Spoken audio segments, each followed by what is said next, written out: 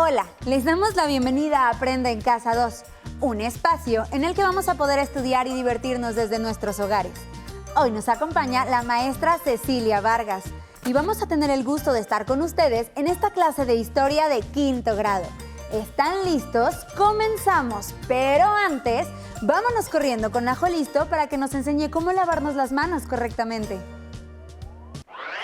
¡Hola! ¿Cómo están? Espero que muy bien.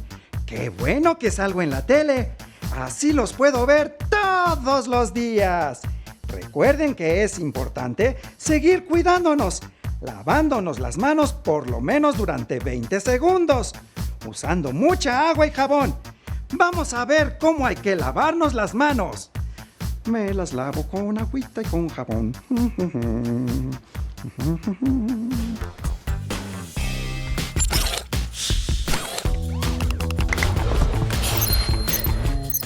¡Atención! ¡Atención! A continuación, información importante. Lavarnos las manos varias veces al día es importante para prevenir cualquier enfermedad. Sigue estos pasos para hacerlo correctamente. Moja tus manos. Usa suficiente jabón. Frota tus palmas una con la otra. Ahora, frota la palma de una de tus manos contra el dorso de la otra, entrelazando los dedos. Repite lo mismo con la otra mano. Frota los dedos. Ahora haz como que rasguñas la palma de tus manos para lavar tus uñas. Enjuaga tus manos con agua. Sécalas con una toalla. ¡Y listo! ¡Tus manos están limpias! Si no tienes agua y jabón, usa desinfectantes a base de alcohol. ¡Cuídate! ¿Qué pasó, Ton? ¿Por qué estás tan nervioso? Sí, Ton, ¿todo bien? ¿Estás bien? Ay, sí. Es que siempre que empieza la clase y cuando quiero decir que de seguro ya todo va a ir bien y tranquilo en la historia de México, suenan los cañonazos y me viene a decir que siempre no. Que empieza una nueva revuelta o una invasión o algo. Ay, Ton, pues es que el siglo XIX mexicano fue una época realmente muy agitada. Ese fue el siglo en el que nuestro país logró establecerse como una nación independiente y moderna. Pero para que eso sucediera fue necesario pasar por muchos cambios. Y como sabes, los grandes cambios nunca son fáciles. Los conflictos son inevitables en todas las grandes transformaciones humanas y estudiarlos nos ayuda a comprender mejor cómo es que llegamos hasta donde estamos en la actualidad. Y entonces, en esta ocasión, ¿no vamos a hablar de una guerra, o sí? No, Ton. Bueno, ni de una invasión extranjera. Tampoco, Ton. ¿Ni una guerra con los extraterrestres? ¿Qué? No, por supuesto que no, Ton. ¡Ay, qué alivio! ¿Y entonces? Pues vamos a aprender los rasgos generales de un periodo al que se le conoce como la República Restaurada. ¿Y eso qué es, maestra? Es la última etapa del periodo de la Reforma Liberal. ¿Se acuerdan? Después de la Guerra de Reforma, de la Segunda Intervención Francesa y del Segundo Imperio Mexicano, la República Restaurada fue un periodo de reconciliación política y reconstrucción para el país, en el que los gobiernos liberales lograron llevar a la práctica las reformas políticas y económicas para recuperar la estabilidad del país. Suena muy interesante. ¿Y cómo le hicieron para lograr todo eso? Pues, ¿qué te parece si lo averiguamos en la clase de hoy? Y a ustedes, en casa, los invitamos a que nos apoyen teniendo a la mano su libro de texto de historia en la página 61. Muy bien. En el grabado que saldrá en pantalla, lo que estamos viendo, podemos ver la entrada triunfal de Benito Juárez a la Ciudad de México en julio de 1867, poco después de haber ganado la guerra contra los ejércitos invasores de Francia y contra el Segundo Imperio Mexicano. Eso fue prácticamente un mes después de que fusilaron a Maximiliano de Habsburgo, ¿verdad? Sí, su fusilamiento en el Cerro de las Campanas, en Querétaro, marcó el derrumbe del Segundo Imperio y por fin también la derrota de los conservadores. Con ello, comenzó una nueva etapa para la República. Ah, y entonces, ¿por qué eso se le conoce a este periodo como la República Restaurada? Porque después de pasar 5 años de guerra, huyendo para acá y por allá, por todo el norte del país, resistiendo contra un príncipe europeo por la autoridad de la nación, el gobierno republicano, encabezado por Benito Juárez, pudo retomar el control de todo el país. Por eso, a esta etapa de nuestra historia también se le ha llegado a llamar el triunfo de la República. La derrota del Segundo Imperio y de los conservadores puso fin a la disputa entre los dos distintos modelos políticos que buscaban implantarse aquí en México. Por un lado, la monarquía y la república, el centralismo y el federalismo, el conservadurismo y el liberalismo. En fin, el triunfo de los liberales sentó las bases del Estado republicano, federal y laico. Ese es un dato muy interesante, pero ¿solo bastaba con la restauración de la República en el país? Pues no, ciertamente el asunto no iba a ser tan fácil. El grupo liberal, al no tener un enemigo común, se dividió. Al finalizar la guerra, como medida económica, disminuyó el número de elementos del ejército y esta medida generó un descontento terrible entre los generales.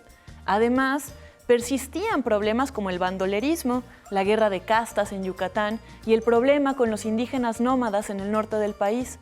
Esta situación hacía completamente ingobernable algunos territorios y para restaurar el orden del país y resolver todos estos problemas que afectaron a la población, el gobierno tuvo que tomar diferentes medidas. ¿Y cuáles fueron esas medidas? Pues cada una de ellas intentaba responder a una problemática específica. Así que, ¿qué les parece si empezamos por identificar primero cada una de estas problemáticas y luego las relacionamos con las medidas que se implementaron para darle solución? ¡Uy, sí! Yo quiero proponer medidas. Muy bien.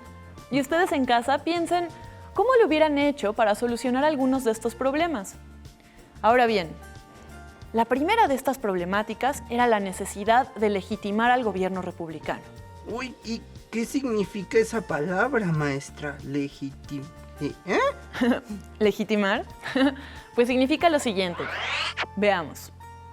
Algo legítimo es algo que está conforme a las leyes. Y que algo sea legítimo significa que se considera justo, que es verdadero o razonable. Por lo tanto, legitimar significa lograr que algo sea considerado justo, auténtico y válido. Ah, entonces ya sé qué es lo que buscaba el gobierno. Buscaba que el pueblo mexicano lo aceptara como una autoridad verdadera. ¡Exacto! Y qué bueno que has entendido esta palabra tan útil, Ton. Sí. Pues así es. Uno de los principales problemas durante la República Restaurada era convencer a la población de que el gobierno era legítimo, o sea, legal, válido y justo. Y es que en 1867, la verdad es que no todas las personas del país estaban de acuerdo con que Benito Juárez siguiera siendo presidente, porque él se volvió presidente primero de forma interina desde 1858, cuando empezó la Guerra de Reforma. Después, en 1861, cuando terminó la Guerra de 3 años, Benito Juárez fue electo presidente. Y él debió haber concluido su periodo presidencial en 1865, pero estaban en medio de la intervención y el Segundo Imperio. Eso hizo imposible que se hicieran las elecciones y el periodo de Juárez se prolongó. Ay, no. ¡Guau! Y desde entonces hasta 1867 ya habían pasado casi 10 años. Sí, entre guerras civiles, intervenciones extranjeras y con el Segundo Imperio, Benito Juárez estuvo años ocupando la silla presidencial y esto era uno de los argumentos principales de quienes criticaban al gobierno y no reconocían su legitimidad. Esta era la problemática. Ahora veamos, ¿qué medida adoptaría el gobierno para recuperar su legitimidad? Pues dijimos que legítimo es algo que va conforme a la ley y que es aceptado por todos, ¿cierto? Sí, es verdad. Además, si ya estábamos de nuevo en una república, entonces la ley decía que se tenían que realizar elecciones para elegir a los gobernantes, ¿verdad? Exactamente, Ton. La mejor forma de legitimar al gobierno era a través de unas elecciones democráticas. La idea era que si el pueblo elegía a sus propios representantes, entonces el gobierno sería considerado legítimo, válido y aceptable. Bueno, y esto iba a ser muy fácil, ¿no? Seguramente después de la Guerra de Reforma y el Segundo Imperio, los conservadores iban a quedar muy debilitados y los liberales tendrían un pase directo para llevar a cabo los ideales liberales reformistas, ¿cierto? Pues no. Ay. Nuevamente, las cosas no eran tan sencillas. Ay, maestra, ya ve, le dije que iba a empezar una nueva guerra. De seguro ya vienen los cañonazos. No, Ton. Los conflictos que se desataron no llegaron a tener la magnitud de una guerra civil o de una intervención extranjera. Pero sí es muy importante recalcar que no todos los liberales pensaban igual y parte importante del Partido Liberal no estaba de acuerdo con que Benito Juárez se reeligiera. ¿Cómo? ¿Se podían reelegir en esas épocas? Sí, la Constitución de 1857 nunca prohibió que una persona volviera a ocupar el cargo por el que ya había sido electo. Ay, bueno, pero entonces, ¿qué pasó con las elecciones? Pues compitieron 3 candidatos. Primero, Benito Juárez. Después, Sebastián Lerdo de Tejada. Y un jovencísimo Porfirio Díaz. Ok. A Benito Juárez ya lo conocemos. Oaxaqueño, abogado, ya sabemos. Sebastián Lerdo de Tejada, por su parte, era un abogado veracruzano, era un liberal radical como Juárez, y él había sido su mano derecha desde los tiempos de la Guerra de Reforma.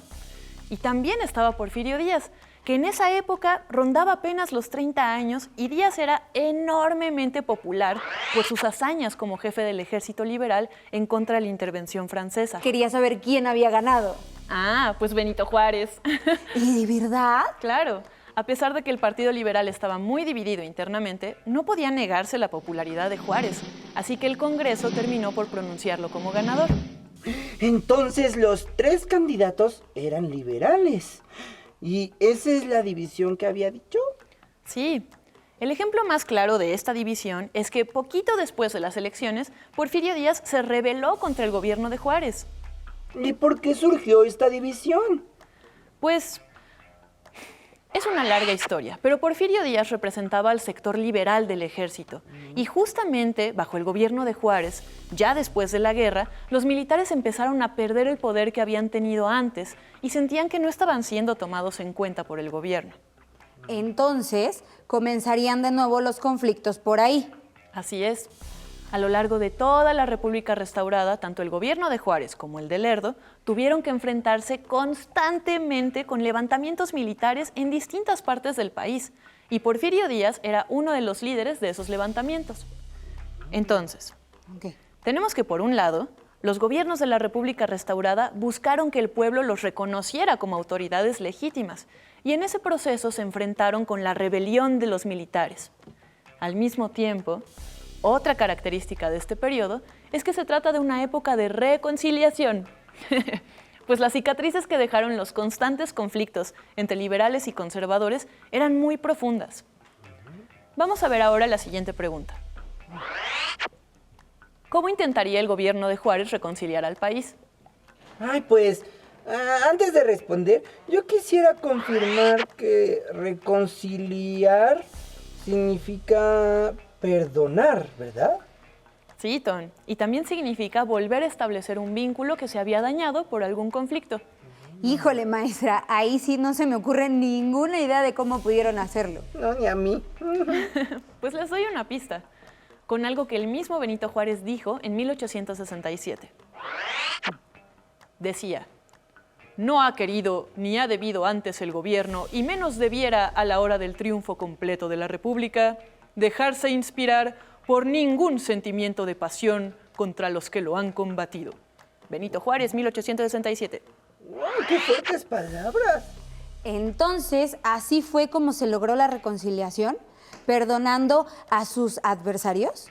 De alguna manera sí, ya que aquellos que habían apoyado al Segundo Imperio, entre ellos, se comenzaron a implementar medidas como, por ejemplo, modificar la confiscación de bienes por pagos de multas, es decir, en vez de quitarles sus muebles y sus casas a los conservadores, pues solo les cobraban multas. Después, disminuyeron las penas de cárcel de algunos de los condenados, les dieron menos años, y además se estableció una ley de amnistía para que algunos de los que perdieron sus derechos pudieran recuperarlos. Vaya, que en verdad buscaban formas de reconciliarse. Sí. La idea con esto era darle la vuelta a la página y no permitir que los conflictos que habían sucedido en el pasado obstaculizaran el progreso del país. Wow, esto es mucho más interesante de lo que pensaba. Pero platíquenos más, maestra. ¿Qué otros problemas había en el país? Pues otro gran problema que afectaba a nuestro país en ese entonces, como ahora, era la crisis económica. Todos esos años de guerra, las deudas y los cambios de gobierno seguían teniendo en ruinas a la economía del país. Y solo hasta los tiempos de la República restaurada se empezaron a hacer posibles, aplicar las medidas necesarias para cambiar esta situación. Veamos qué dice la pregunta. ¿Qué medidas adoptó el gobierno de Juárez para afrontar la crisis económica? Pues para solucionar esos problemas, casi siempre buscan, pues, disminuir los gastos públicos, ¿no? Ay, y también se busca incrementar el dinero que se genera. Correcto. Están muy bien lo que han dicho los dos. Pero ahora yo les pregunto, ¿cómo le hicieron para disminuir el gasto y aumentar la producción? Uy, ni idea, maestra. Estas cosas de la economía no se me dan muy bien. Pues les platico. Una de las formas en las que se redujeron los gastos del gobierno fue el cambio del impuesto al papel sellado por el del timbre, que se hizo en 1870. ¡Ay, claro, claro! Ahora ya lo puedo entender. ¿De veras, Ton? Pues, no, la verdad no. ¿Qué eran esas cosas? Resulta que en aquella época, para poder tener un documento oficial como un acta de nacimiento, por ejemplo, era necesario pagar un impuesto para conseguir un papel especial que tenía el sello del gobierno. Y era solo sobre este papel, con el sello oficial, que se podían hacer estos documentos. Suena algo un poco complicado, siento. Sí, y además era costoso, porque era muy difícil distribuir estas hojas y sellar cada una. Pero, ¿y entonces cuál fue el cambio? Pues resulta que en vez de estar sellando una por una estas hojas, se empezaron a imprimir estampillas adheribles que podían pegarse en cualquier papel para darle una validez oficial. Uy, suena un cambio bastante curioso. Y también era provechoso. Muchos otros países ya hacían cosas como esta, y con ello habían logrado ahorrar muchísimo dinero. ¿Quién diría que con algo tan sencillo iban a ayudar a la economía, no es verdad? Exacto, pero esta no fue la única medida para ayudar a la economía. ¿Se acuerdan de la Ley Lerdo? Más o menos, maestra. ¿Nos podría recordar un poco de lo que hablaba? Claro. La Ley Lerdo, acuérdense, trataba sobre la desamortización y con eso se buscaba nacionalizar las propiedades de la iglesia para dividirlas y venderlas, de tal forma que el gobierno pudiera quedarse con una parte de esas ganancias. Además, gracias a esta ley empezó a cambiar rápidamente la infraestructura antigua y colonial de las ciudades. ¿Y qué quiere decir eso, maestra?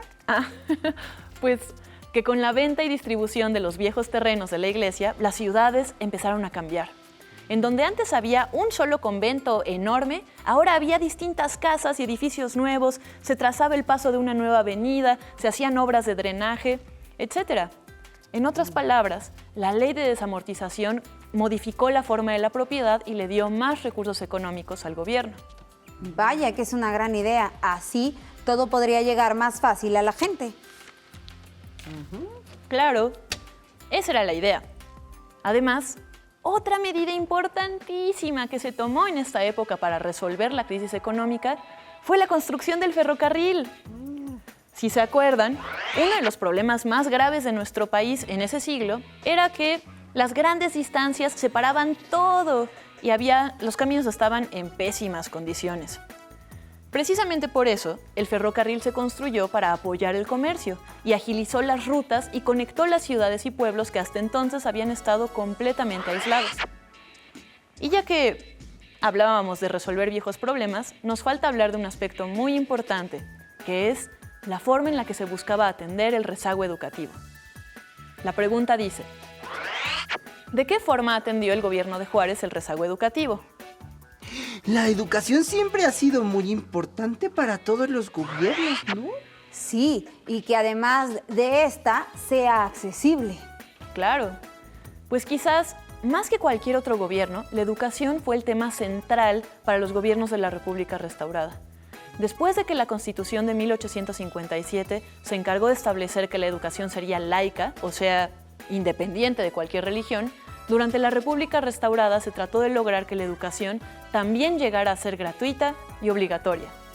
Fue en esta época en la que se fundó la Escuela Nacional Preparatoria y una multitud más de institutos, de escuelas primarias, que poco a poco se encargarían de ir cambiando la mentalidad de la población. Ese definitivamente es un cambio que promueve el progreso de un país. Muy bien. Hemos dedicado esta clase a aprender las características de la época de la República restaurada y las medidas que estuvieron tomando los gobiernos para superar las crisis, varias, en las que enfrentaba México. Les propongo que coloquemos esta información en un cuadro para que después nos sea más fácil estudiar. Muy bien. El primer problema que analizamos el día de hoy fue la falta de legitimidad del gobierno, ¿se acuerdan? Sí. Ok, pongámoslo por ahí. Falta de legitimidad, ¿verdad, maestra? Excelente, Ale, sí. Yo me acuerdo de cómo lo solucionaron. Convocaron a las elecciones. Excelente, Ton. Muy bien. Veamos. Convocar a las elecciones. Ahora vamos con el siguiente. ¿Cuál era el siguiente problema? Necesidad de reconciliación política. Excelente. ¿Y cómo buscaron atender esto? Yo recuerdo que dijimos que disminuyeron las penas de los que habían apoyado al Segundo Imperio y, espera, maestra, modificaron sus multas, ¿verdad? Sí, muy bien. Excelente. Veamos. ¿Y cómo le hicieron para recuperar la economía?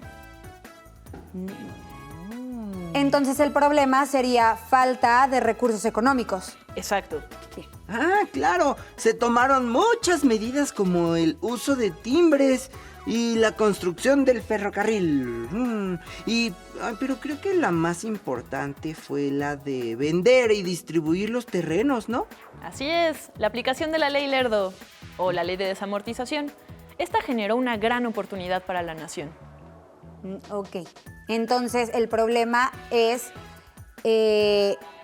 la solución sería aplicar la Ley Lerdo, ¿verdad, maestra? Así es que quiero que todo me quede muy claro, muy claro. Excelente, Ale, nos ayudas mucho con esto. Ya casi acabamos con este resumen. Solo nos falta hablar de un problema, el rezago educativo. Rezago educativo.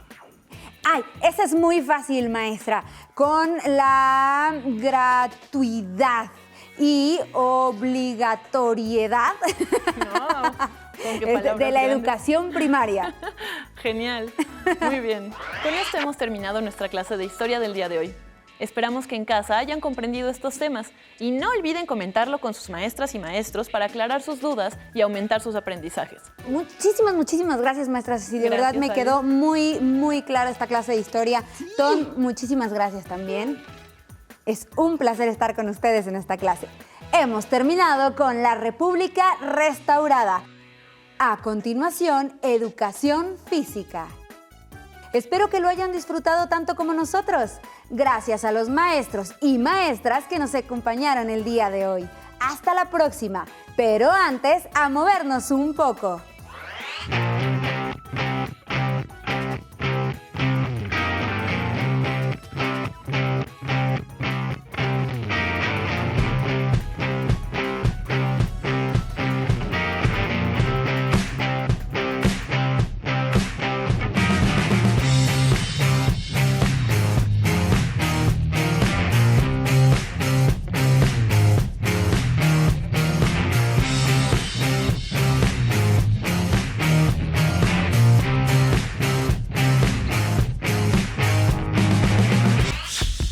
Atención, atención. Información importante. Hoy, después de tu clase de educación física, aprenderemos a trabajar por proyectos. Te divertirás y pondrás en acción tu creatividad.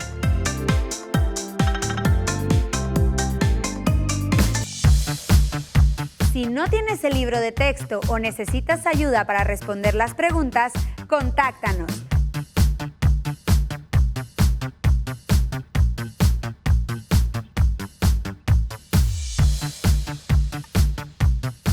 También puedes encontrar los libros de texto en la página conalitec.cep.gov.mx. Si quieres volver a ver el programa de Aprende en Casa, lo puedes encontrar en la siguiente liga, aprendeencasa.cep.gov.mx. No se muevan de su lugar, tenemos algo muy importante para ustedes. Acompáñennos.